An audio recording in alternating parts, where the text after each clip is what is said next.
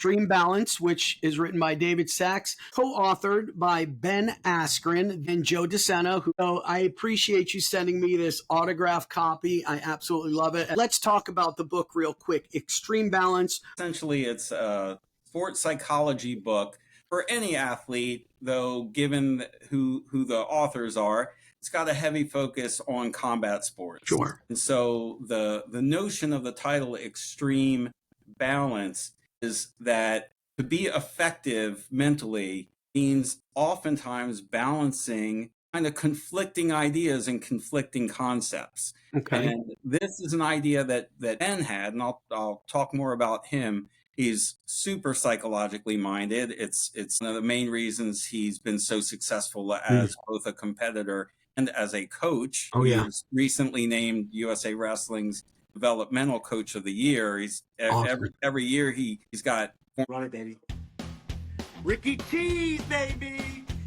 Hey guys, it's your boy Ricky Cheese with another episode of Grinding for Greatness.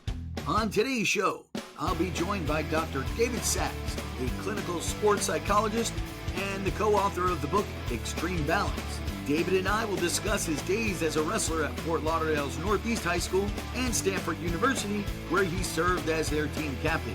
Listen as we discuss the role of a sports psychologist, the impact of performance anxiety, and how David can help you with overcoming these issues. We also discuss the collaboration behind the book Extreme Balance and how he came to co-author it with Ben Askren and Joe DeSena. So sit back, relax, and enjoy the show. And remember, keep grinding for greatness.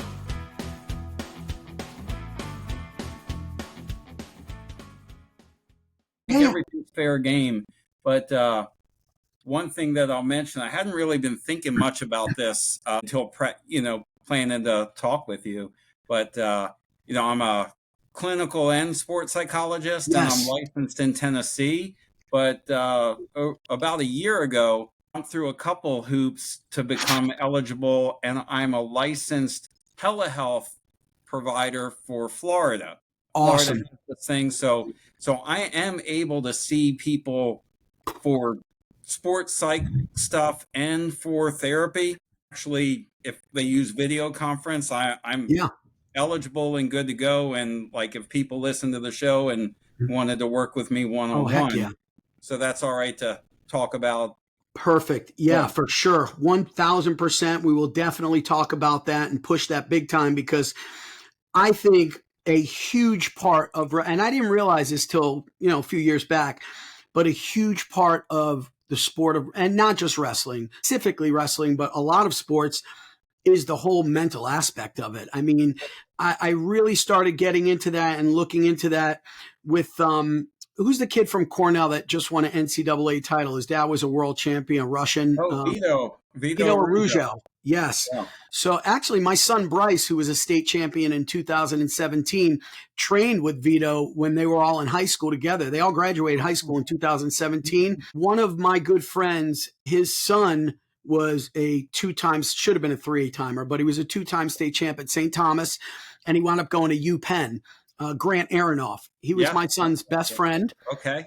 Yep. So Keith Aronoff. I haven't been in Florida for a minute, but I check the results, and now that I'm in the Florida wrestling room, I stay up to date. I'm so happy you're there. I got dressed up for tonight. I broke out one of my last remaining. I officiated at this tournament at the 2003 region. Yeah, that's so cool, man. How long have you been officiating? Well, I'm not doing it anymore, but I did it for a good, I think, 11, 12 years. And really was into it for a while. It was a great way to stay involved in the sport, as you know, without having the time to commit to coaching. Yep. Absolutely. 1000%, man. I always wanted to get into the officiating aspect of it. I just haven't had time to do it, man. I have 3 sons, all wrestled, so I had no time when they were in high school. Then in 2015, I started the Florida Wrestling Room. That took up a ton of time. Plus, I have a regular job. I sell licensed health, life, and annuities. I do that. So I'm constantly. Am I remembering right? Did I see somewhere you were in law enforcement? I was. Yeah, I was a deputy sheriff. I was actually a detective with the Broward County Sheriff's Office. I did 14 years there. After I left there, then I got into the health insurance and been doing that ever since. And yeah, it's been, I can't believe now, did you graduate in 86 when I graduated? No, 88. Oh, you were a And little bit younger than me. Okay. yeah, and I remember thinking like you and a couple other folks that I was like, man, those guys are so great. You Appreciate and that. what was a couple like Vic Vic Lasucci. Lasucci. Yeah. Um, My teammate. yeah, and I don't know if did we meet through like Seahorse Wrestling We Club? did. We did. Yep. I met you through Seahorse. Yeah. So you were a couple years behind me. And now if my memory serves me correct, I'm gonna guess, but I think weren't you like a 126 pounder? Yeah, around that You were. area. Yeah. We were right around the same weight. Oh yeah, yeah. I don't remember if We we ever never wrestled wrestled. each other. No, I don't think so. So I don't remember wrestling anybody from Northeast. Actually, I don't think I ever wrestled anybody from Northeast High School. could be. We were not a great team. Although we did my junior and senior, no, my senior year, we won a district title. People started coming out, and I think they won it the year after I graduated too in Okay. '89. So you were wrestling around the same year that Otis Raleigh from Nova, Barry Klein from Plantation, Yeah, Lee yeah, Pritz at Western. yeah. Had That's Lee on the show a couple of months ago. He's the assistant. that's the first show I pulled up to watch because I Beautiful. recognized. Such a crazy bastard. I love Lee. He's so funny, man. Yeah, All right. So, yeah, let's just get right into it. So, David, first of all, thank you so much for coming on the show. When I heard from you, I was stoked. I was like, yes, he's going to come on the show. I love reminiscing with guys that I used to wrestle back in my days with. As we just mentioned, you graduated 88. I came out in 86. Now, tell the people real quick, what got you started into the sport of wrestling?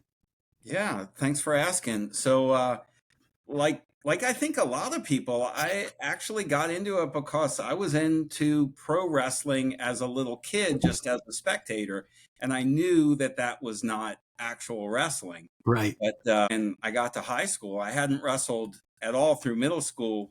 Just my middle school didn't have a program, but I kind of like playing around, Yeah. just as kids, and I was like, the real sport of wrestling, I bet I would like that, and I just went out for the team, was a little bit of a chunky ninth grader, and just fell in love with it from the get-go. Yeah. So it was just, it's weird because, a lot of us talk about how pro wrestling is a detriment, but that's what kind of steered me towards it in the first place. Yeah, the producer of this show, Jordan, is a huge pro wrestling fan.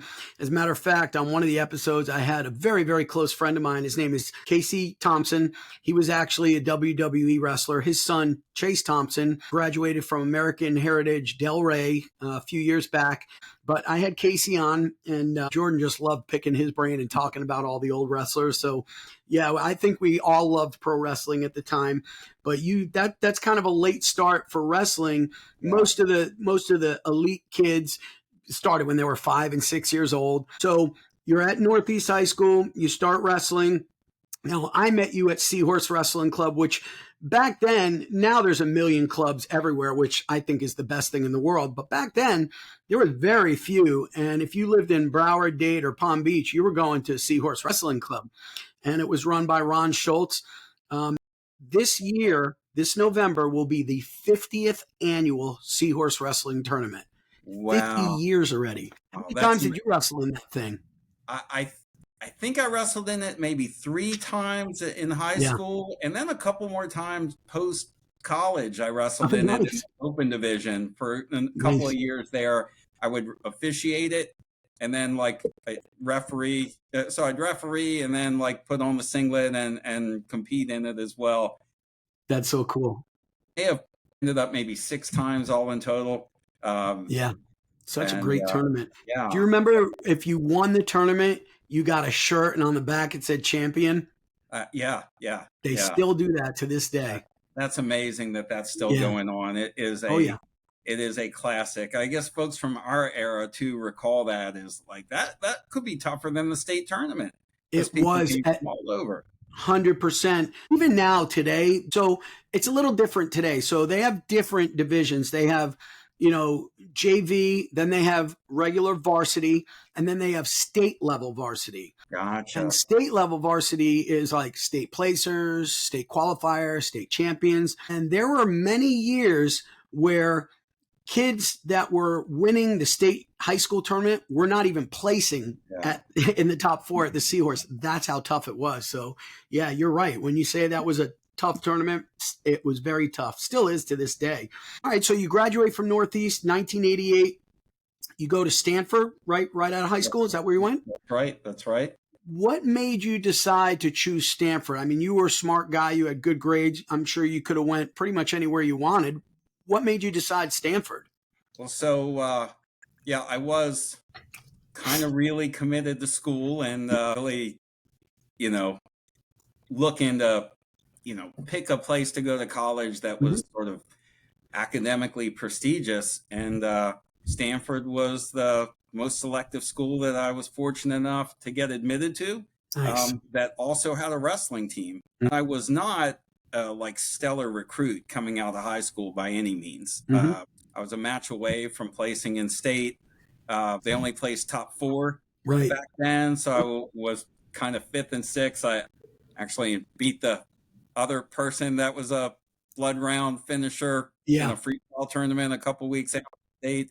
But I, had a little bit of success in doing freestyle tournaments. So, I wanted to continue my wrestling career, and it was mostly a non-scholarship team at Stanford at the time. So, I communicated with the coach, and basically it was the best school that I got into that gave me a chance to wrestle. Who was the coach at Stanford back then? It was Chris Horpel, who just retired from coaching a couple years ago. He coached at Stanford for about 15 years, then returned back to coach at the high school level. A lot of people wouldn't know Chris by name, but I don't know him by name. Yeah, what you would know is some of the people he coached, and he was essentially Dave Schultz's personal coach earlier in Dave's career, because Dave being from Palo Alto. Right. And Dave was in high school. Chris was a wrestler at Stanford, and Dave would finish his high school practices and then come on over to Stanford and wrestle with Chris. So, so one of the highlights of my college career was getting to know Dave a bit. He didn't live full time in Palo Alto when I was there. He had moved on and was coaching for a while at Wisconsin and still competing, but he'd be back during breaks and all, and had an opportunity to learn from him. What an unbelievable opportunity, man. I would kill to have been able to train with a guy like Schultz. Unbelievable, man. Wow. You learn so much stuff just by talking to somebody. You really do. So now you're at Stanford. What weight class did you wrestle your senior? Were you a 26 pounder coming out of high school? So, I ended up 130 my senior year and ended up going 134 for most of my college career. Back then it was 34. Up a little bit, based on where I could make the team. It took me a little while to break through the lineup, because as we were talking earlier, I discovered wrestling in 9th grade. Right. I feel like I was still growing, like doing, year round as much as I could. I think got me, to a point where I could hang at least in a college wrestling room. Broke through the lineup my sophomore. We got frozen a little bit. I'm not sure if you can hear me, but I hear you. Can you hear me now? Yeah, you're good. Okay. You're good now. Sorry about that. Maybe we edit that out. So sure. I broke through the starting lineup my sophomore year and maintained a starting spot throughout. And also while I was there, got into freestyle and did a bit of Greco-Roman and had some success in that. It was great experience for me in college. I'm so glad that I ended up there. For sure. And now, what conference was Stanford back then? So back then we were Pac-10. Okay. And in wrestling they called it the Pac-10 Western Region. Mm-hmm. The only regular Pac-10 schools that were in it was Oregon, Stanford, Arizona State. And that may have been the only football Pac-10 schools, but then we had Cal State Fullerton, Boise State was in it, and Fresno State was Okay. also in the conference at the Yeah. time. I So, think didn't Abbas wrestle at Fresno? yes, Yeah. yes, Both of yeah. them, right? Both Jerry and Jerry and Steve? Stephen Abbas wrestled at Fresno State for Okay. Dennis DeLito. Yeah. I never had the misfortune of having to wrestle against one of those two guys, but some of the listeners may know that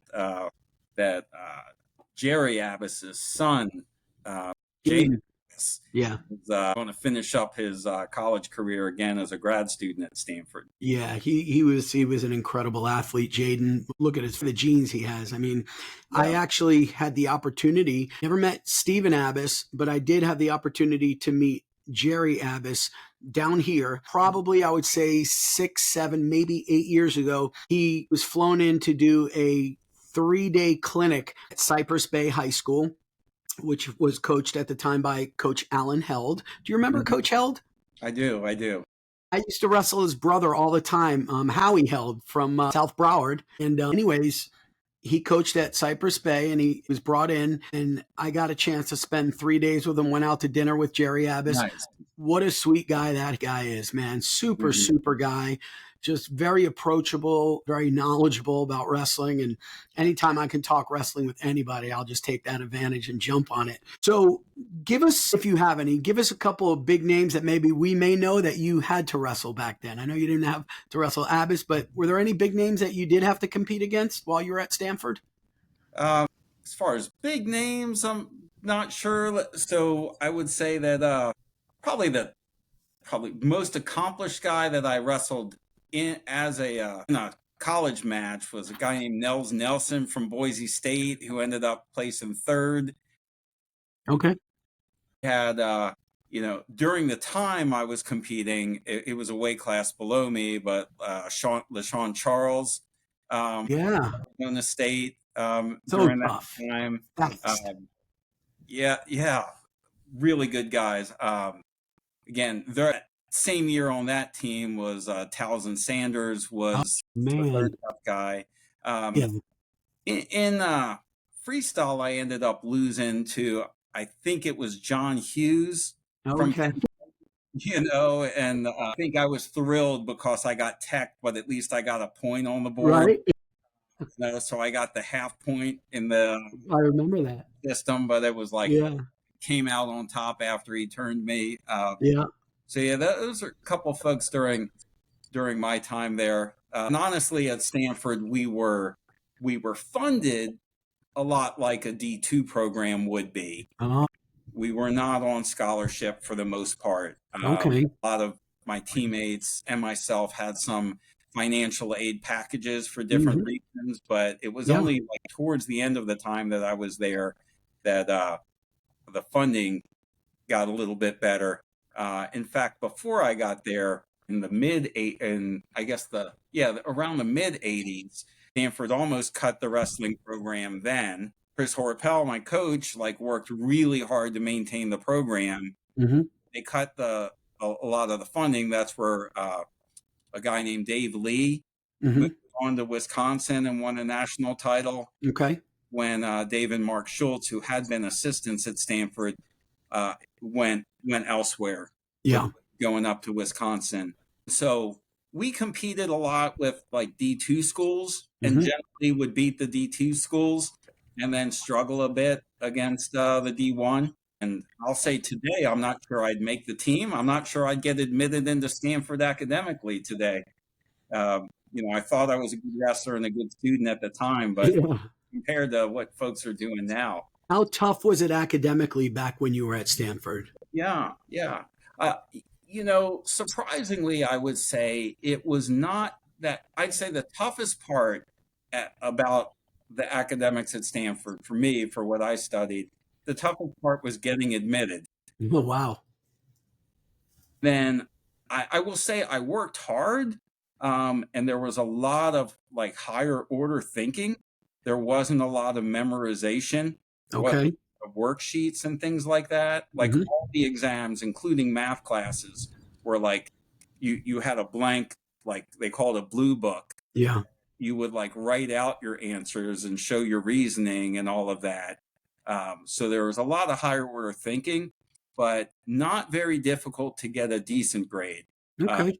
I'd say fairly easy as long as you did the work and did the reading, fairly easy to get B, really hard to get A's. Gotcha. So I ended up getting a lot of B pluses kind of late, kind of senior year. I ended up figuring some things out there. But Yeah. I'll also say that I was an English major. And then I went on while I was still there at Stanford, got my master's in education. I had some friends that were studying engineering and computer science and med, and they were working a lot harder than I was. So I did write a lot of papers. Yeah, I'm sure you did. So let me just take this time real quick. I just want to throw out a little bit of accomplishments of David Sachs. You are a licensed clinical psychologist and a consultant for athletes and other elite performers. A graduate of Stanford University, of course, BA in English, MA in education. Also, I think it's notable you were captain of the wrestling team, which you failed to mention, but huge. That's awesome. You earned a Ph.D. from, I believe, Florida State in the early 2000s, 02 or 03, right? That's right, 2003. Yep. And then you completed your psychology internship and postdoctoral fellowship at Vanderbilt University Counseling Center. And as a scientist practitioner, you've published numerous articles and presented at national, international conferences, which, man, your accomplishments are absolutely incredible. I have to congratulate you on that. With all of that, thank you. Absolutely. With all of that being said, I want to take this opportunity to jump right into this. You not just wrote articles, but also books. This being one of them, people, Extreme Balance, which is written by David Sachs, co-authored by Ben Askren, the Ben Askren, and Joe DeSena, who I believe owns Spartan, right? That's right. Joe, if you're watching, I got you, brother. Spartan. Right. So I appreciate you sending me this autographed copy. I absolutely love it. As I told you earlier, haven't had a chance to read it, but I will be reading it very soon. Let's talk about the book real quick. Extreme Balance. What is it about, and what made you get into writing this particular book? Okay, so I'll start with what it's about. Essentially, it's a sports psychology book for any athlete, though given who the authors are. It's got a heavy focus on combat sports. Sure. And so the notion of the title Extreme Balance is that to be effective mentally means oftentimes balancing kind of conflicting ideas and conflicting concepts. Okay. And this is an idea that Ben had, and I'll talk more about him. He's super psychologically minded. It's one of the main reasons he's been so successful as both a competitor and as a coach. Oh, He yeah. was recently named USA Wrestling's Developmental Coach of the Year. He's Awesome. every year he's got former Askren Wrestling Academy athletes that are winning NCAA titles and world titles as well. So he originally was thinking of a title, The Hypocritical Mind, because, to be really effective and successful, sometimes you have to be a hypocrite. So a lot of sports psychology books out there will suggest a pathway and a way of thinking. For example, like really believing in yourself and working hard to believe in yourself. But there's also times where you have to recognize that you're not as good as you need to be. And so you have to be humble enough and believe that you're actually not good enough. And no matter how good you are, you need to get better. So the idea of extreme balance is that you need to be extreme, but also balance out competing attitudes and competing ideas. Sure. So the bulk of the book are chapters that lay out the different dichotomies where there's two mindsets that are in opposition to one another. And one of those chapters I've alluded to is entitled You're Good Enough and You're Never Good Enough.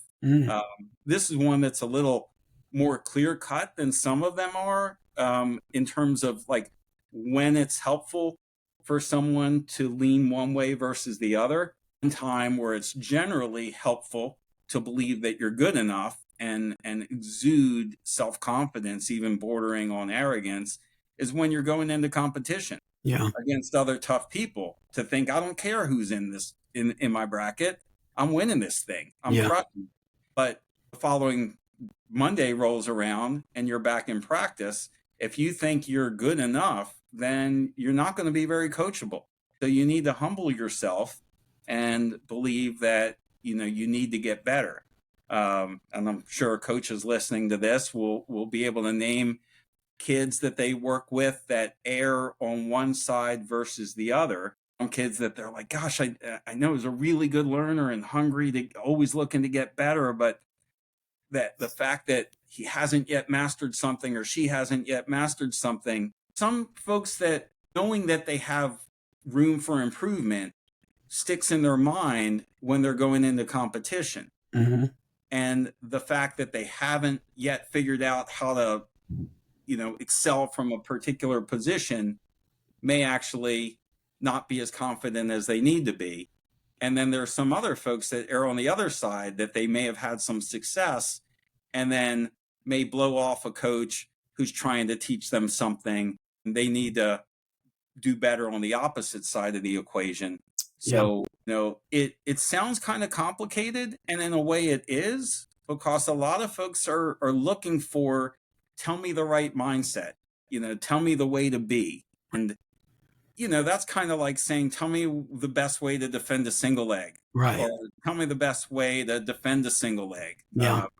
And it's just not that simple. And so this book is really designed for folks that are not looking for an easy answer, but are looking for some expert advice and analysis and input from lots of champions who we interviewed and contributed their wisdom to it, that they're looking to make honing their mental game an ongoing part of their career. That's a bit of a synopsis of it there. I could talk all day about these ideas. No, that's awesome.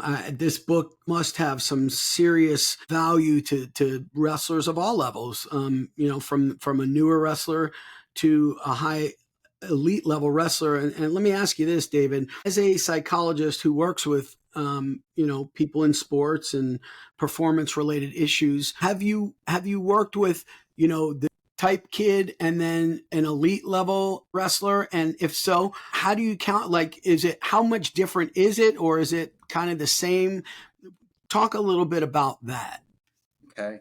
So I will say, in my day job, if you will, in my private practice here in Nashville, I work with some wrestlers, and I coach here as well, both at Cume Fogg High School, and I'm on the coaching staff at Nashville MMA, gym co-owned by Michael Chandler, who has a home here as well. I work with wrestlers and fighters that way, but in my practice, I see a lot of other competitors.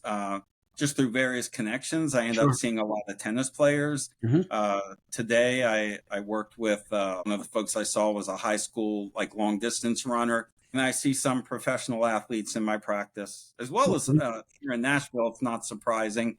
I see a lot of musicians in my practice as well. There's a lot of parallels there in the practice and performance. As far as differences in generation, I do see some of that, but what I will say is the kind of person that makes their way to a sports psychologist's office tends to be a pretty dedicated person. And so I tend to see people who are struggling with performance anxiety, or in a way almost like being too obsessive about their training.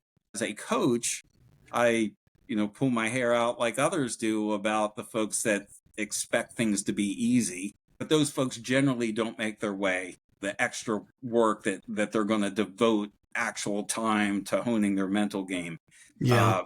So, I do see a lot of, consistent patterns, a lot of which is, what I found in my actual practice has gone into the book a lot. I already mentioned you're good enough, but never good enough. Another one that comes up a lot with the individual athletes I work with is care deeply, but keep it in perspective. Okay. See a lot of folks that put so much pressure on themselves. And this is another thing, families that put pressure, sometimes deliberately, sometimes inadvertently, taking something so seriously that they lose sight of why they got into it in the first place. And I think I'm guilty of that myself yeah, with my three sons back when they were wrestling. Looking back now, I definitely was like that for sure. 100%. yeah. I'll talk a little bit more about that because it's something I used to advocate for, but it's changed for me over time. Yeah. And again, everything I say, I'll you could argue it from the other direction as well. Hmm. But one of the things I used to be a big advocate for is sport teaching life lessons, Okay. and especially wrestling Oh, yeah. teaching life lessons. It's the world's oldest and greatest sport, right? So 100%. if you're going to pick one thing to do to learn about life and set you up for success in life, you ought to wrestle. I love this. The wrestling in Spanish is la lucha, which translates Yeah. into the struggle, right? The fight or the struggle. And isn't that what life is? So meet with a lot of families that will say, upon referring their teenage child to me, that will say, for example, say it's a tennis player I'm working with, they'll say, for us, it's not just about tennis, it's about like life lessons. Mhm. And I don't disagree with that. But here's the deal as far as like maintaining perspective.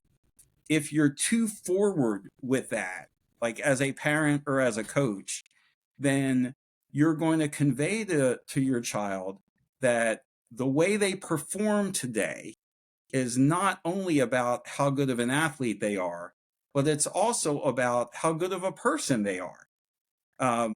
And the kid brings that with them onto the court or onto the mat Yeah. and thinks, wow, like if I stall, then I'm showing my parents and I'm showing myself that I'm afraid of challenges. And I do think that the fact that stalling is a rule in wrestling really helps people learn not to back away from challenges, so that I support it wholeheartedly. And at the same time, when you're going into competition, we don't want to be thinking about that, because that Yeah. really adds the pressure and the burden of that. I had a client not so long ago. This was a tennis player, a college tennis player, who was struggling mentally and was coached by a parent growing up. Said to me in a session, well, I'm going to go out there and try to prove that I'm a good person. And I thought, wow, you know, you're a good person already. Yeah. And you're either going to be a good person who played a great match or a good person that didn't play a great match. But Right. let's not make this a bigger deal than it has to be. Hmm. That's the comeback in keep things in perspective. Of Yeah. course, care deeply about what you're doing. Yet let's keep it in mind that we can go too far, especially with kids at a young age. Oh yeah, for sure, for sure. You mentioned about, you can always, no matter what level you're at, you can always get better and keep learning and you got to remain humble. When you're working with a high level elite type athlete, how hard is it to get them to understand that they need to be humble, or that, you know, you got a guy who is an NCAA champ or an All American, to understand that, you can get better. You can keep learning. Is that difficult for you to get through, or do they kind of pick that up pretty easily? I'd say somewhat paradoxically, once again, it's a paradox Yeah. here. That's a subtitle of the book, Paradoxical Principles Yeah. Yeah. That Make You a Champion. That lack of humility is not much of a problem with elite competitors. Yeah. The reason they've become elite is because they have this notion that they have to get better. Yeah.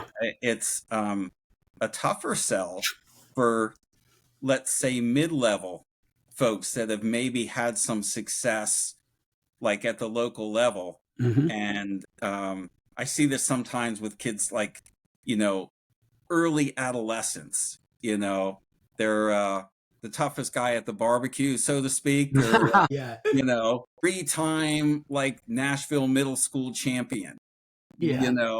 and like, I know what's up. I can headlock anybody. That's the person that tends to have a tougher time being humble enough to feel like I need to get better. If anything, with elite level competitors, they struggle on the other side, that like believing that they're good enough, even though they see so much room for growth. That's the bigger risk factor, I think. And this is where, I'll say, in a lot of my work as not only a sports psychologist but a clinical psychologist, and this is one of the reasons that after getting my sports psych degree, I wanted to go on and become licensed and be a clinician, is the blurred lines between performance psychology and general psychology. One of the biggest risk factors for overall mental health for achievement oriented people is they are spending a disproportionate amount of time working on their weaknesses. No matter how well they're performing, they're looking at how they could have gotten better. When coaches go over game film, they spend a very small amount of time looking at films of everything that went perfectly. Right. Just like a student studying for a test, if they're doing practice questions and they're getting questions in one area correct, they don't keep studying those, right? If they're a good student, they focus on the things that they haven't mastered yet. And so that disproportionate amount of time that you're spending trying to get better means that you're at risk for always focusing on your weaknesses, and then you're at risk for thinking you're not very good. So that can lead to depression. Oh, yeah. And it can make people think, gosh, this is a hard life, Yeah. and so the balance there is having doses of you are good enough, and because you're this type of person, you're always working to get better. Yeah. And this is a conversation I do have with a lot of like accomplished performers, that yeah, you are good enough. And also, this thing is the higher level you get, the higher your comparison group becomes. Yeah. So, if you're the worst guy on your Division I team of all Americans, then you're still pretty good. Oh, yes. Yep. And it's worth once in a while stopping to think about that, but not thinking about it so much that you're going to become complacent. Right. But this is a part of the balance that we're aiming for. Yeah, for sure, man. That is so interesting. So interesting. And I think you can apply that just into anything. I mean, just regular life, you obsess over the things that you're not good at, whether it's at your work, whether it's being a husband or a parent, and it just can screw you up. I mean, man, it's very, very interesting stuff, David. Let's talk about how you came to write the book with Ben Askren and Joe DeSena.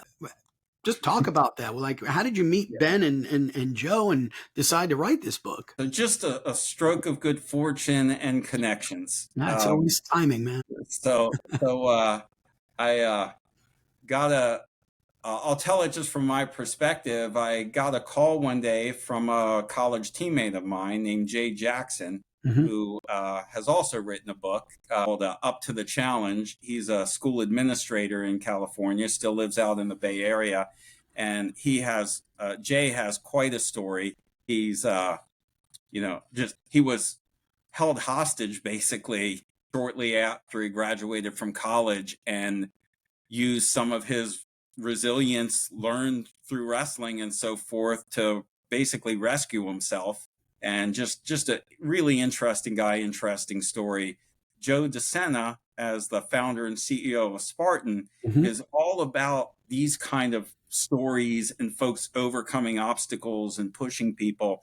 And Jay became friends some time ago. So Jay called me up and said, "Hey, I've got a friend. His name's Joe DeSena.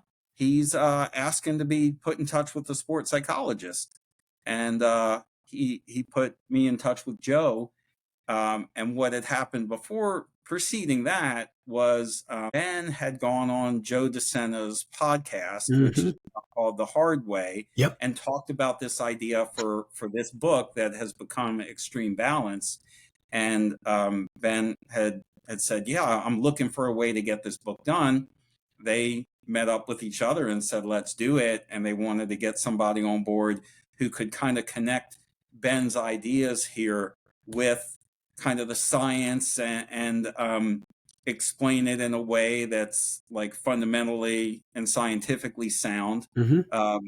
And so it was one of those deals where, like, you know, as the Zach Brown song says, that pony comes riding by, just Yeah, your sweet ass on it. And I said, yes. absolutely. And it's just been a delight working with them. I've learned a lot from both of them, different aspects, like the way Joe is a go-getter in business, the way he makes connections, Mm-hmm. that he inspires people and makes them happen.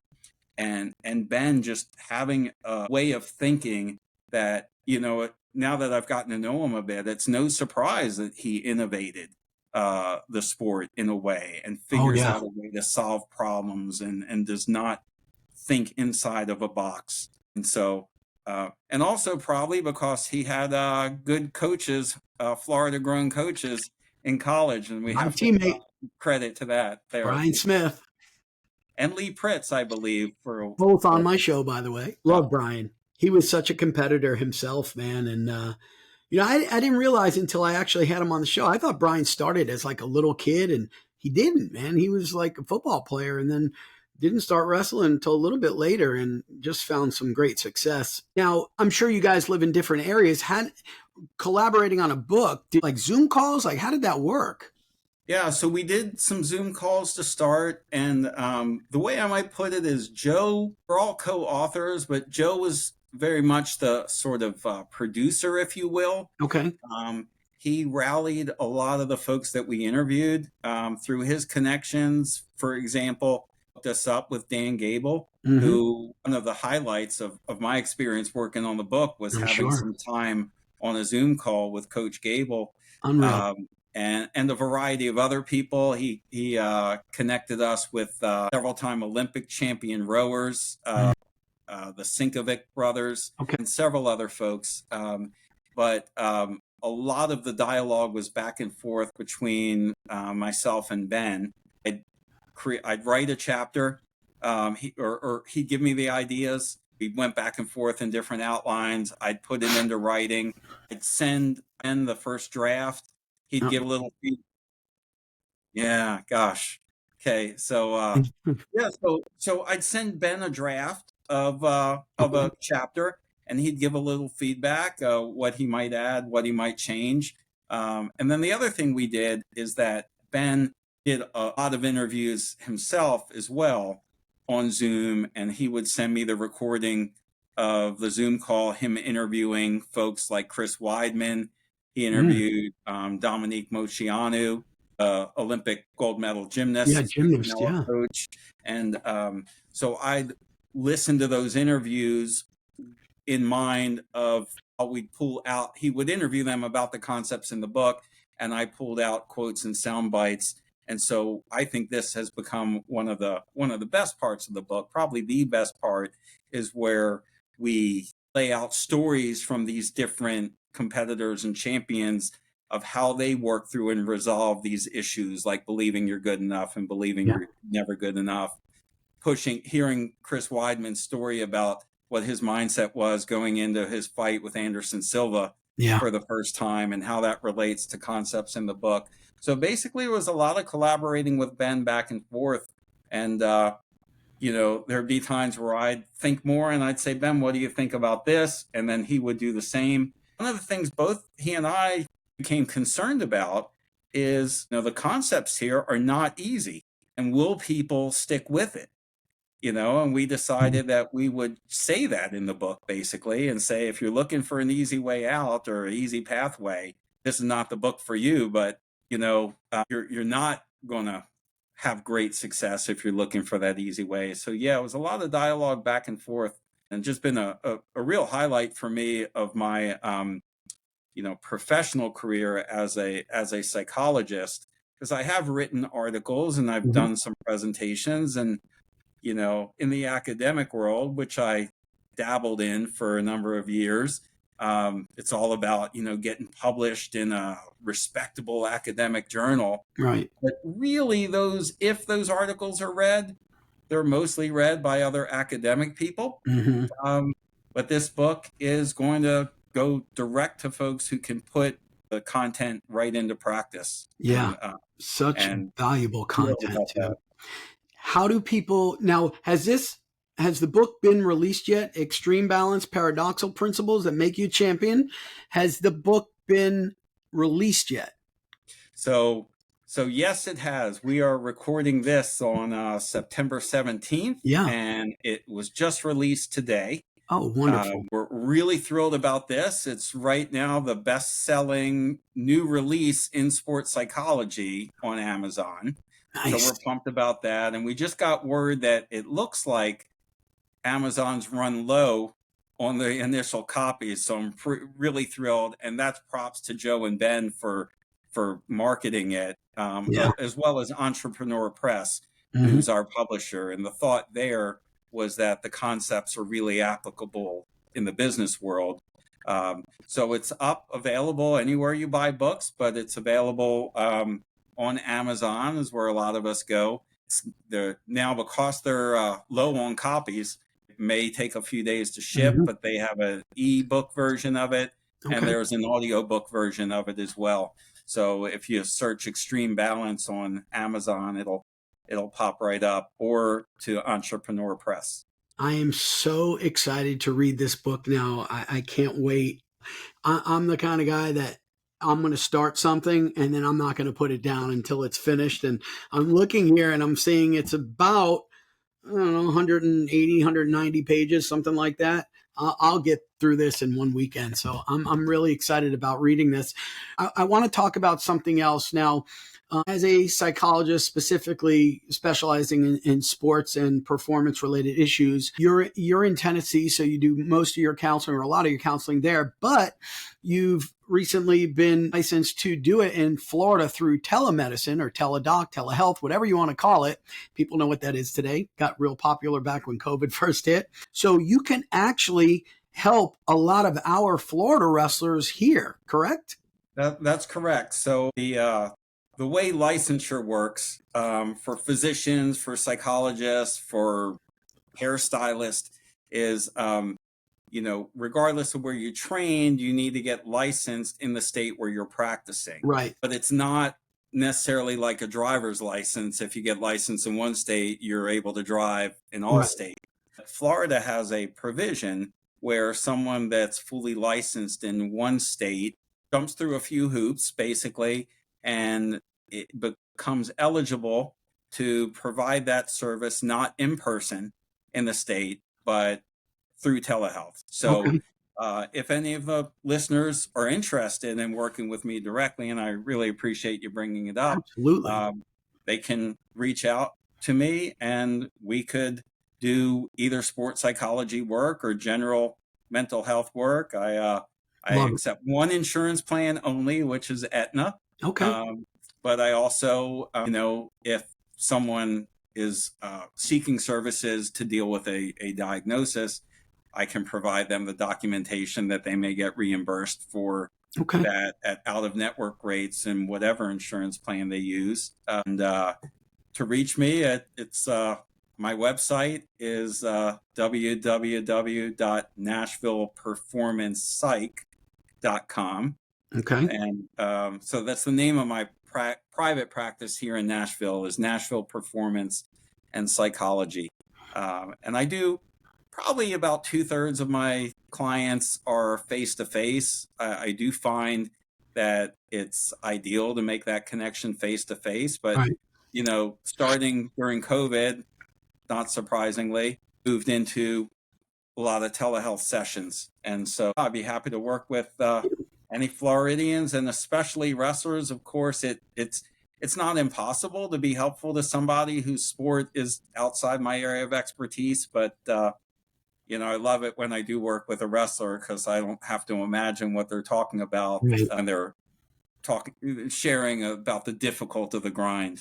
I think it's a huge benefit to have a therapist to speak to about wrestling that actually was a wrestler. Just that's incredible. I wish I had that back when I was wrestling, because I did suffer from performance anxiety. I know I did. Looking back now, I mean, I remember whether I was wrestling kid that just came up from JV that I knew I can beat, or a state champ, I was puking in the garbage can, no matter who it was. I would just get so nervous and so twisted. And, looking back, I don't know if that was just because my dad put so much pressure on me to win, or I put so much pressure on myself. I don't know. I mean, it doesn't matter really, but I do remember being like that. So I definitely would have benefited from that. So, whoever is listening, which, we've got 25,000 people in the Florida Wrestling Room. I'm sure quite a few are.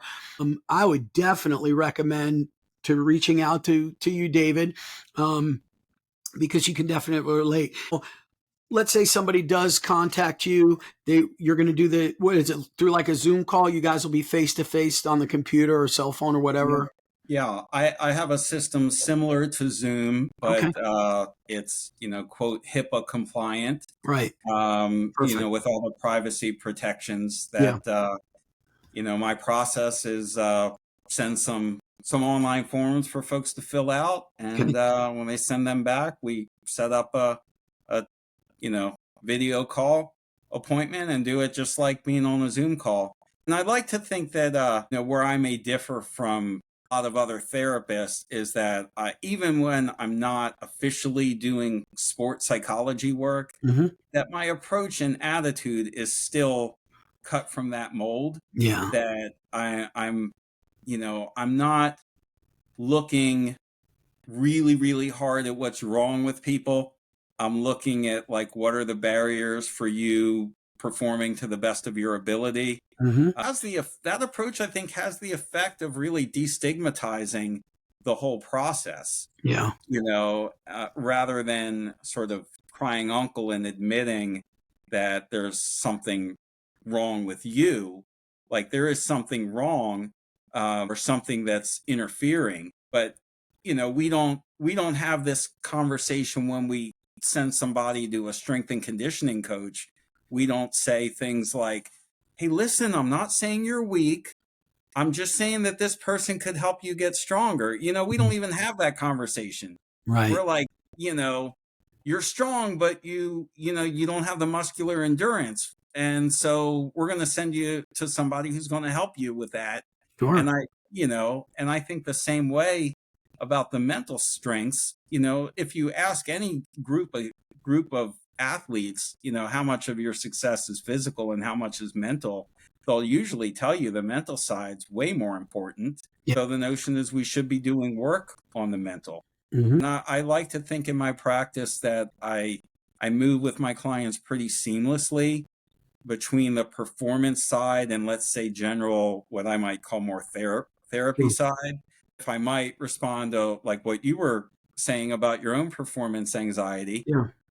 a classic sports psychology intervention might be, let's do a pre-performance routine. Let's teach you some rhythmic breathing to control your anxiety.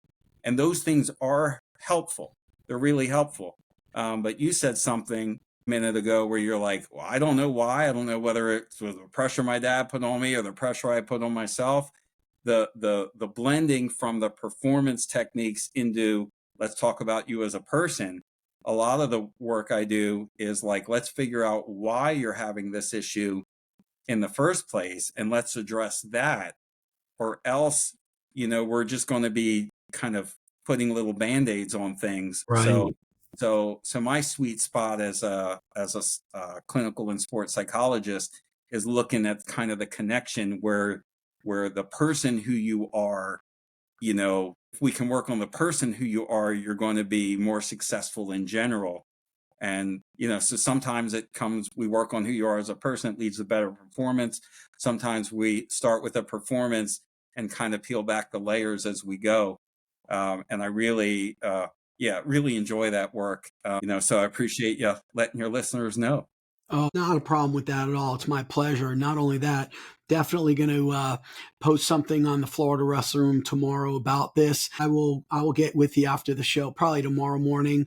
Just give me all the information of how people can get a hold of you, so they can get a hold of you before this is even released. We'll put all that up for you. Not a problem with that at all. Real quick, we've been on for an hour, but I just want to touch on something else before I let you go.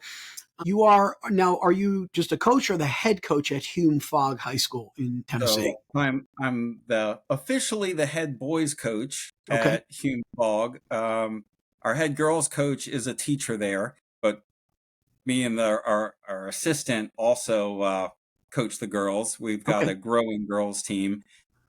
Hume Fogg, the official name is Hume Fogg Academic Magnet. Yeah. It's such a neat school. It looks like a castle. It's right on Broadway, Wow. downtown Nashville. You could leave the school and be at the honky tonks in about 100 yards. Wow. And it's the top public school, academic public school in the state of Tennessee. It's being an old wrestling nerd like myself, it's such a perfect fit. Yeah. Because I get all like Everything in one. nerdy and brainy about like certain things, and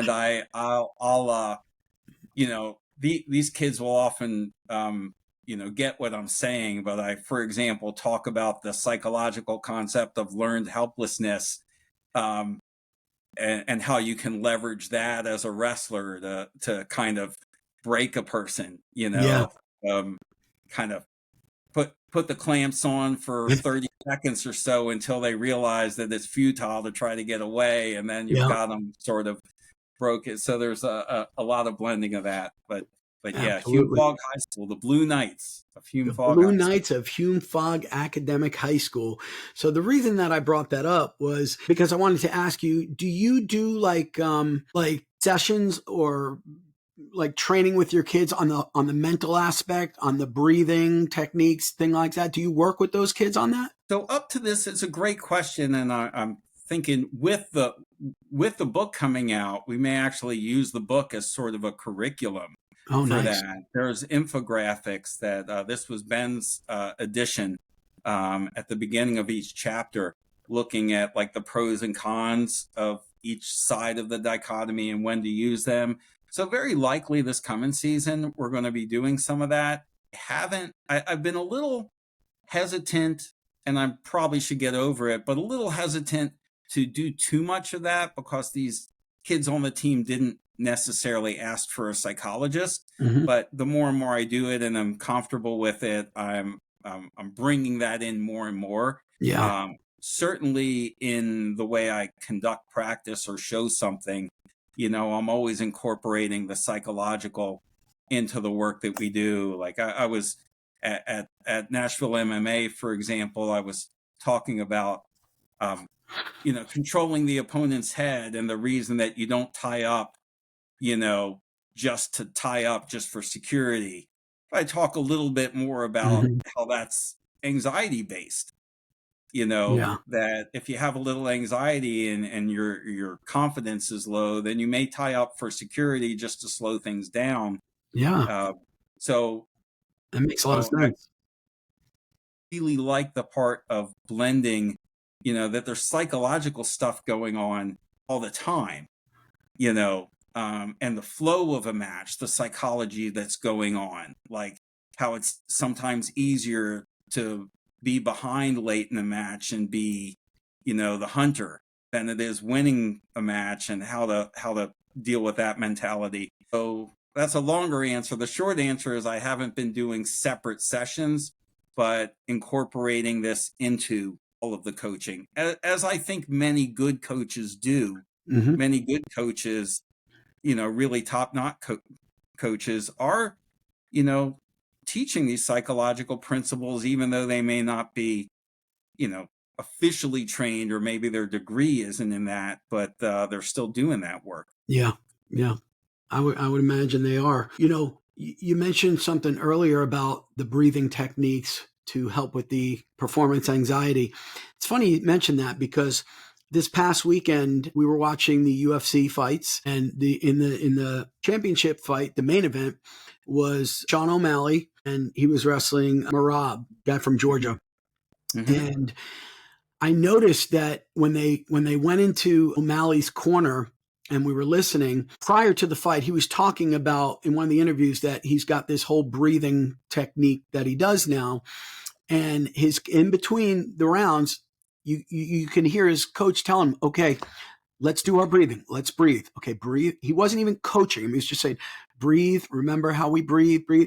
And you saw O'Malley. He was just doing these different techniques, whatever it is that he does. And I was looking at it, I was like, wow, man, that's incredible. And then you're talking about it. And I think there's a lot to be said about the whole mental aspect of it. It's bigger than most people think. You know, you can have a guy that is such a better wrestler than somebody else, but has, performance anxiety, shit going on. And he's going to lose to a kid that's not as good because of that. So this 100%. stuff is absolutely incredible, man. Thank you so much, David, for coming on to the show. I really appreciate it. We'll definitely get you back again. Again, real quick, how can people get a hold of you? What's the website? So it's www.nashvilleperformancepsych.com, all one word.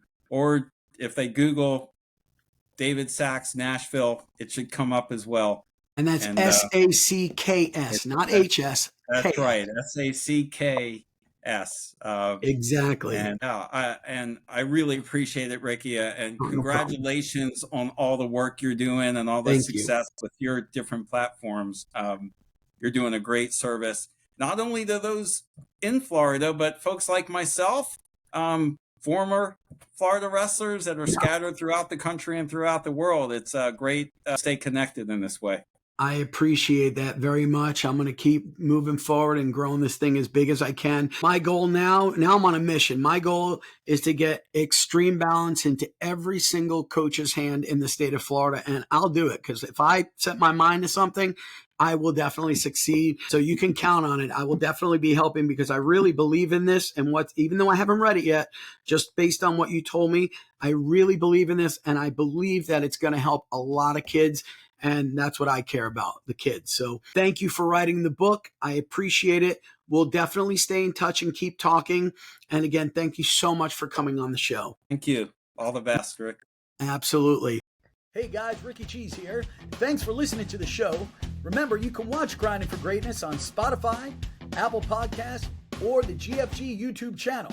Please subscribe, like, and leave a comment on your favorite episode and who you'd like to see next on the show.